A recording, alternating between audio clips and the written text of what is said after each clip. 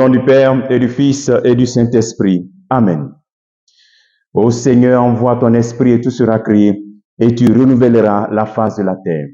Viens, Esprit Saint, remplis les cœurs de tes fidèles et fais-les brûler du feu de ton amour. Bien-aimés dans le Christ, nous sommes aujourd'hui samedi 10 mai. Et la parole de Dieu qui nous est proposée, extrait de l'évangile de Jean, chapitre 6, versets 60 à 69. En ce temps-là, Jésus avait donné un enseignement dans la synagogue de Capharnaüm. Beaucoup de ses disciples qui avaient entendu déclarèrent, « Cette parole est rude. Qui peut l'entendre ?» Jésus savait en lui-même que ses disciples récriminaient à son sujet et il leur dit, « Cela vous scandalise, et quand vous verrez le Fils de l'homme monter là où il était auparavant, c'est l'Esprit qui fait vivre. La chair n'est capable de rien. Les paroles que je vous ai dites sont esprit et elles sont vie.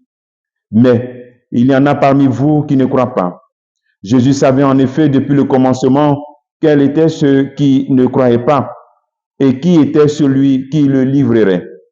Il ajouta, « Voilà pourquoi je vous ai dit que personne ne peut venir à moi si cela ne lui est pas donné par le Père. » À partir de ce moment, beaucoup de ses disciples s'en retournèrent et cessèrent de l'accompagner. Alors, Jésus dit aux 12, « Voulez-vous partir vous aussi ?» Simon-Pierre lui répondit, « Seigneur, à qui irions-nous? Tu as les paroles de la vie éternelle.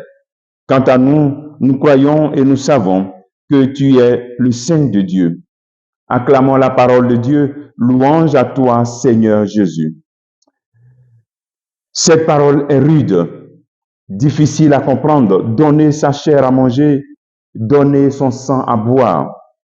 Une parole rude qui suscite le départ de beaucoup de disciples qui ne cherchent pas à comprendre. Jésus qui se donne comme nourriture, qui comble nos faim, qui étanche nos soifs. Lui, la vraie boisson. Mais cette parole est difficile à comprendre. Ce discours du pain de vie nous invite à nous poser aussi cette question, comment nous accueillons les paroles rudes? C'est-à-dire les paroles fortes qui touchent notre vie, qui nous demandent beaucoup. Comment tu les accueilles? En retournant en arrière ou en disant comme Simon-Pierre, « Seigneur, à qui irions-nous? Tu as les paroles de la vie éternelle. » Et quand on fait l'expérience réellement du ressuscité, même si la parole est dure, même si cette parole peut être scandaleuse dans le sens où elle est forte et fortement positive, ou bien peut sembler être au-dessus de nos forces, quand on fait l'expérience du ressuscité, on accueille cette parole. On accueille cette parole dans une attitude de disposition. Lorsqu'on fait l'expérience du ressuscité, le message peut être rude, peut être difficile, mais on demeure ouvert et disposé à l'appliquer. Car faire l'expérience du ressuscité, c'est faire comme la Vierge Marie. Lorsqu'elle a reçu l'ange, elle n'a pas dit, mais pourquoi moi? Mais pourquoi je dois faire ceci? Mais c'est difficile. Comment cela sera-t-il possible? L'accueil du ressuscité face à la parole de Dieu, à la parole du ressuscité, doit nous pousser à nous demander, mais comment? C'est-à-dire chercher les voies et moyens, les stratégies pour mettre en pratique cette parole. Et le Christ nous donne ici une révélation en disant que cette parole, c'est l'esprit. C'est l'esprit qui fait vivre cette parole en nous. La chair n'est capable de rien.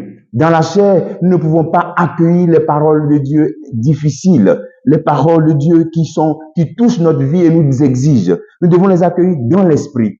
Sans communion avec l'Esprit Saint, il est impossible d'être ouvert à cette parole. C'est pour cela que tu dois invoquer constamment l'Esprit Saint et dire comme la Vierge Marie, mais comment je pourrais mettre cela en pratique avec la force de l'Esprit Saint? Et encore te dire, comment le Seigneur peut me demander quelque chose d'impossible?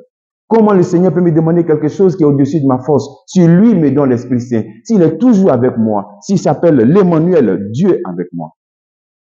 Et comme Simon-Pierre, nous devons aussi dire, Seigneur, à qui irions-nous?